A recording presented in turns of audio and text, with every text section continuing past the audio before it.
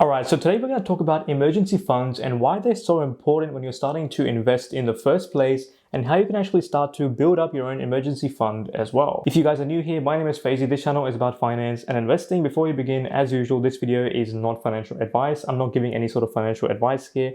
Please do some of your own research as well. Let's jump into it. Now, in the most simplest of terms, an emergency fund is basically a pile of cash that you have sitting in a high interest savings account for emergency purposes when you need it the most. Now, a good emergency fund is typically in a bank account which you can access pretty easily and you can essentially withdraw money as soon as possible, not in a term deposit, because if it's in a term deposit, the money is essentially locked away for a period of time. And if you try to actually access the money, the bank is going to charge you some sort of penalty money to actually access it. So the interest that you're trying to get from putting money into a term deposit may not even be worth it when it comes to paying for the actual costs to retrieve the money. So typically, we want to try and avoid term deposits to begin with when it comes to emergency funds and leave the money in a very liquid bank account or a high interest savings account. So how much should your emergency fund actually be? Is there a rule of thumb or is there a set amount that everybody should have? Now, I can't give you any specific figures because it's pretty much different for every single person that's out there, but a good rule of thumb is around 3 to 6 months worth of living expenses for yourself, or even 12 months of living expenses if you want to be very conservative. And that basically depends on your situation, so make sure you look into it and figure out how much of an emergency fund you actually need. If you're someone who is on just a single income for the household,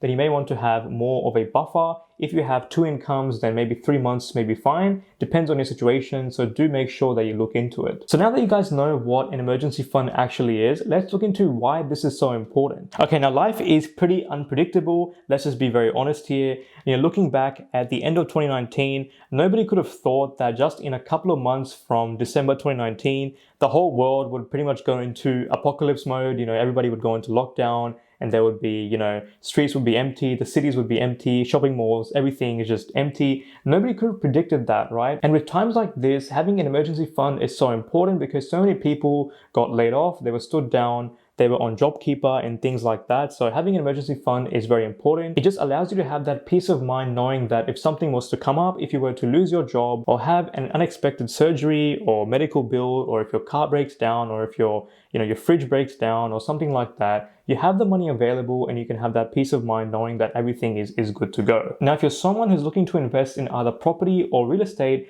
having an emergency fund is even more important, and let me tell you why, starting off with a property example. Now, traditionally speaking, property is pretty illiquid, meaning that you can't just sell your property tomorrow and just get all the money back. It takes a pretty long time to actually sell the property, right? You have to speak to the real estate agent, you have to get the property ready, clean things up, maybe do a couple of repairs. And then, of course, the buyers come in, they start to inspect the property and sign the contract. And then a couple of weeks later, settlement happens. It's a pretty long, drawn out process. The actual process from start to finish could take a few weeks to a few months as well. So you can't just access the money straight away. So if there's some sort of a medical emergency, you can't just sell your property tomorrow and just access the money. You need to have an emergency fund in place so you can fund, whatever expenses that you have that need to be paid right now. And similarly, if some sort of emergency comes up and you don't want to sell the property, maybe you have lots of equity and you want to borrow against the property to pay for these immediate expenses, that takes some time as well. The bank has to look at all your documents, your pay slips, your tax returns, maybe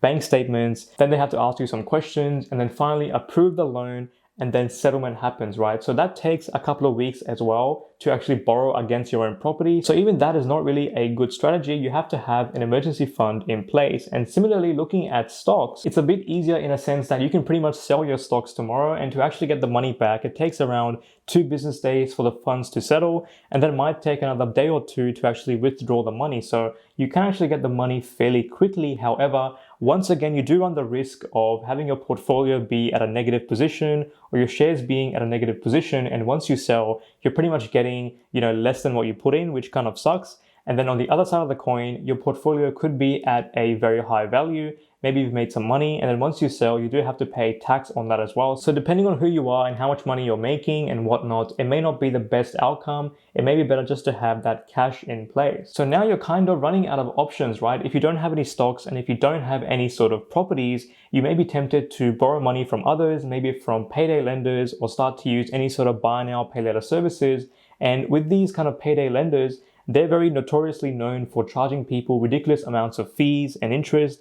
and you might be paying more than a credit card to actually borrow from, these sorts of companies. So what you're doing is you're essentially moving one step forward because you're getting the loan, but then you're moving two steps backward because you're paying all that interest and all those fees. So hopefully this makes sense in terms of why an emergency fund is so important. Okay, so now let's talk about how to actually build up your emergency fund from scratch. But before we do, if you guys have found any sort of value so far, please leave a like or subscribe. It does help out. Let's jump into it. Okay, so firstly, what you want to do is you want to do a bit of a financial audit, right? So what do I mean by that? So basically, what you want to do is you want to look at all your expenses for the last 3 months, and you have to look at all your income sources for the last 3 months as well, and see where you currently stand right now as of this day in a given month or a given, week. How much money is coming in and how much money is going out, and how much money do you have left over at the end of the month or end of the week or whatever it is. Now, it's also a very good idea to actually have a look at your last 3 months worth of expenses and pretty much average it out and see how much you spend in a given month. And then from that point onwards, you can basically times it by 6 and find out how much money you're spending for that 6-month period, and then that'll give you your baseline level of number to actually work with. So as an example, if you've been spending $3,000 per month for the last 3 months, then if you're trying to save up for a 6-month emergency fund, then your target should be roughly around that $18,000 mark. So from this little audit, we now know how much money is coming in, how much money is going out in a typical month, and how much money we have left over. And we also know what our expenses are on average for the month, and we also know how much money we're working towards. So now that we have these figures, we can start to work out a savings plan to actually reach that end figure of that 6-month emergency fund. Now, if you're someone who is barely saving at the moment, you can either try to reduce your expenses or increase your income, or do both if that's possible. This can basically have a dual effect on your situation. So basically, if you can cut down on expenses and increase your income via some sort of a side hustle or trying to, make money online, this can work really, really well. Or try to pick up an extra few hours at work if that's possible. This can really work in your favor to really accelerate the process. Now, if you need some help as to which ways you can use to make money online, I've done a full video on that as well. Check out this video right here. This video lists 3 methods you can use to actually start to make money online. This is not a get-rich-quick scheme. This will take a bit of time as well, but these skills are quite valuable and they can pretty much help you to make money online from home and pretty much go from there. So go check it out if you're interested. Now, if you are having trouble saving money, it may actually help to separate your savings account from your main banking application. So for example, if you bank with CBA and you have your savings account with CBA as well, it might help to actually open up a savings account with some other bank that has a better interest rate. And basically, once your pay goes into CBA, you can pretty much transfer into that other bank account pretty much almost immediately. And that'll help to make sure that when you open up your banking app, you're not just seeing your savings everywhere and you're not tempted to actually spend that money. And that money is pretty much like locked away in a sense because